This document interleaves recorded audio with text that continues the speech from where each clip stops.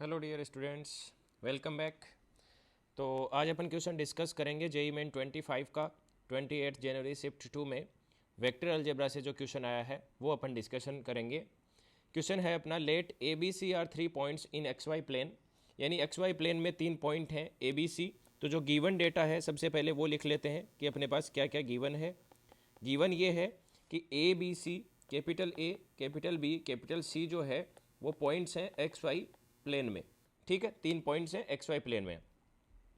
Whose position vector, यानी उनके position vector क्या है। पोजीशन वेक्टर ऑफ ए लिख रहा हूं मैं। पोजीशन वेक्टर ऑफ ए वो अपने को गिवन है root square root of 3i plus J cap. Position vector of B जो है वो क्या है अपने पास, वो गिवन है अपने पास i plus square root of 3 j cap. And position vector of c जो गिवन है, and position vector of c जो अपने पास गिवन है वो है a i plus 1 minus a j cap. ठीक है, क्वेश्चन को साथ साथ रीड करते हुए उसका डेटा जो गिवन है वो अपन लिख रहे हैं जिससे अपना थोड़ा सा टाइम बचे। 3 वेक्टर हैं जिनके 3 पॉइंट्स हैं A B C X Y plane में, जिनके पोजीशन वेक्टर अपने को इस हिसाब से गिवन है। आगे अपने को बोला है कि respectively with respect to the origin, यानी ओरिजिन की रिस्पेक्ट में ये है, यानी एक तरह से ये बोल रहा है कि ओ ए वेक्टर जो है उसका पोजीशन वेक्टर ये गिवन है, ओ बी का ये है, ओ सी का ये गिवन है। If the distance of point C from the line bisecting the angle between O A and O B is 9/2, यानी ये बोल रहा है कि ओ ए वेक्टर और ओ बी वेक्टर जो बन रहा है उनके बीच में जो एंगल बाइसेक्टर लाइन आएगी, यानी उनके बीच का जो एंगल बाइसेक्टर बनेगा उस लाइन का सी के जो पोजीशन वेक्टर यानी सी जो पॉइंट है उससे डिस्टेंस है वो 9/√2 दे रखा है। ठीक है, ये अपने को गिवन है। तो आपको फिर बताना है कि जो ए है उसकी जो टोटल पॉसिबल वैल्यूज होंगी उनका सम क्या होगा।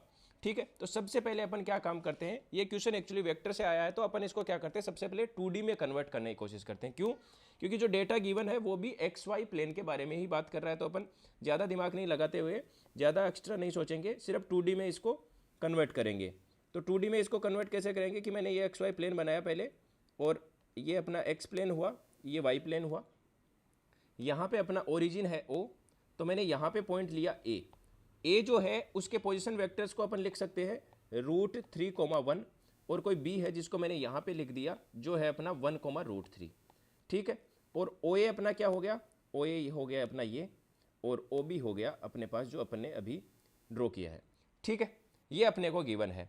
अब जो डिस्टेंस पूछ रहा है अगला, वो ये पूछ रहा है कि ओ ए और ओ बी जो है, ये अपने पास ओ ए है फर्स्ट वाला, सेकेंड जो अपने पास है ओ बी वेक्टर।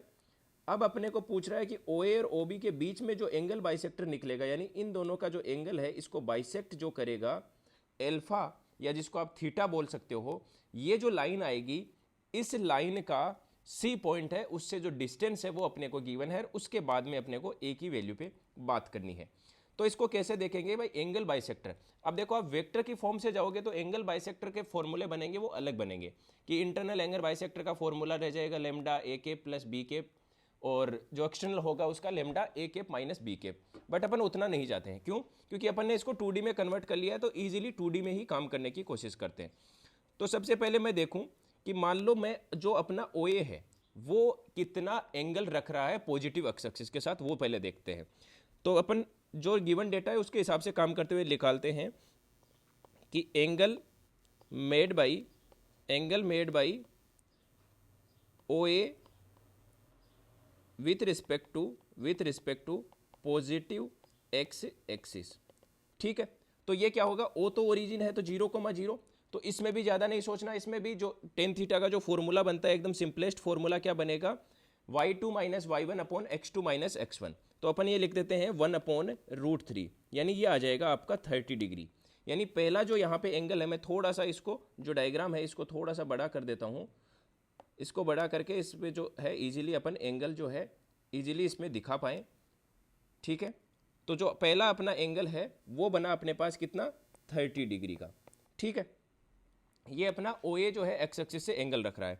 सिमिलरली अपन ओ बी के लिए काम करते हैं, तो ये जो लिखा है इसी को अपन कॉपी पेस्ट कर लेते हैं, तो अपना टाइम बच जाएगा थोड़ा। ठीक है, ये अपन ने अब निकालते हैं ओ बी जो है जितना एंगल रख रहा है पॉजिटिव एक्स एक्सिस के साथ, वो अपन निकालते हैं। तो ओ बी का जो एंगल होगा सिमिलर वही फॉर्मूला अपन अप्लाई करेंगे, तो टेन थीटा आ जाएगा y2 minus Y one upon x2 minus x1, यानी √3/1 यानी equal to √3 equal to 60 degree. ठीक है, ये है π/6 और ये है π/3। ठीक है, अब ओ ए का एंगल 30 डिग्री है, ओ बी का जो एंगल है वो है 60 डिग्री। तो आप मुझे बताओ कि दोनों के बीच का एंगल कितना बचा। यानी मैं बोलूँ कि ये ओ ए है और ये ओ बी है, यानी ये ओ ए है और ये ओ बी है। ये एंगल 30 और 60 के बीच में जो है ये एंगल अब 30 डिग्री बच गया, क्योंकि ओ बी रख रहा है 60 डिग्री, ओ ए रख रहा है 30 डिग्री, दोनों के बीच में एंगल बटा 30 डिग्री। इसको बाइसेक्ट जो करेगा यानी 15 डिग्री इसके बीच से निकलेगा। ठीक है, तो 30 डिग्री ओ ए का था और 15 डिग्री इधर ये रह गया और 15 डिग्री ऊपर रह गया, यानी जो एंगल बाइसेक्टर होगा वो एंगल कितना बनाएगा, वो बनाएगा 45 डिग्री का। ठीक है, इसको आप रफ की तरह यूज कर सकते हो। ठीक है, इसको अपने समझने के लिए कि जो एंगल बाइसेक्टर होगा वो अपना कितना एंगल रखेगा, 45 डिग्री का। तो मैं क्या लिख सकता हूं, equation of angle bisector, equation of angle bisector is क्या हो जाएगा, y minus Y one equal to tan theta और x minus X one. Y minus Y one क्या है, जीरो, क्योंकि जितने भी जो लाइंस निकल रहे हैं o a o b and angle bisector जो लाइन है सारी की सारी कहाँ पे, ओरिजिन से निकल रही हैं। तो ये हो गया y equal to tan theta, tan theta कितना है, 1045 डिग्री, क्योंकि पहला था 30 दूसरा 60, दोनों के बीच में एंगल बच रहा था 30 डिग्री, इसको बाइसेक्ट करेगा यानी 15 डिग्री पे वो एंगल, दोनों के बीच में 15 डिग्री का एंगल रखेगा। तो अपन एक्स एक्सिस से देखेंगे तो एक्स एक्सिस से वो एंगल बचा देगा 45 डिग्री का, यानी ये एंगल जो बना था ये 45 डिग्री का एंगल बना।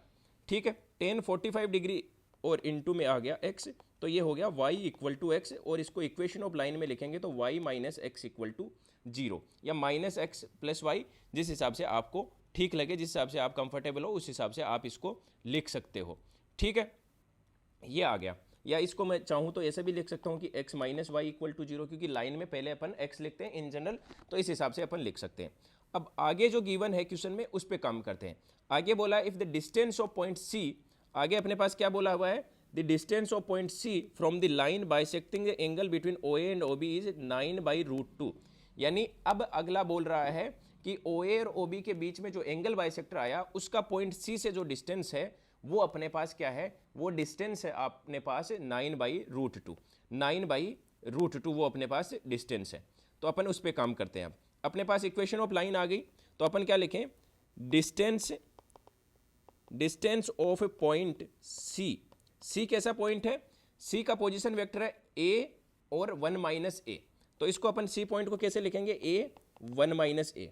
Distance of point C from x minus Y equal to 0 is 9/√2। तो इसको अपन क्या लिख सकते हैं, डिस्टेंस का फॉर्मूला क्या हो जाएगा, D A x1 plus B y1 plus C upon square root of A square plus B square. ठीक है, तो फॉर्मूला मेरे हिसाब से लिखने की जरूरत नहीं है, अपन PYQ देख रहे हैं, मतलब ये इतना तो अपन ने बेसिक कर रखा है। ये अपन ने 1 माइनस ए लिखा और सी जो कांस्टेंट है वो वैसे ही यहाँ पे 0 है, और नीचे जो आ जाएगा डिनोमिनेटर में वो आ जाएगा अपना square root of A square और प्लस 1 माइनस ए का होल स्क्वायर, और ये वैल्यू गिवन है अपने को 9/√2 की। ठीक है, 9/√2 की वैल्यू गिवन है। अब अपन क्या करें, थोड़ा सा इसको इजी कैलकुलेट करने के लिए दोनों साइड क्या करने हैं, square both side, calculation easy करने के लिए, क्योंकि स्क्वायर रूट से बेटर कैलकुलेशन स्क्वायर की हो जाएगी। अब अपन इसको थोड़ा सा लिखते हैं, तो ऊपर क्या आ जाएगा, 2a माइनस 1 का होल स्क्वायर, एंड 2 को इधर मल्टीप्लाई करो, क्रॉस मल्टीप्लाई भी साथ में कर रहे हैं, एंड क्रॉस मल्टीप्लाई। वैसे तो ये चीज़ें लिखने की ज़रूरत नहीं क्योंकि अपन JEE PYQ कर रहे हैं, तो इतनी अंडरस्टैंडिंग तो साथ साथ रहेगी, बट फिर भी मैं लिख रहा हूँ कि आपको कहीं पे कोई कन्फ्यूजन ना रहे। यहाँ पे 81 आ गया और 81 के साथ आ गया ए स्क्वायर एंड 1 माइनस प्लस में आ गया ए स्क्वायर प्लस 1 माइनस ए का होल स्क्वायर।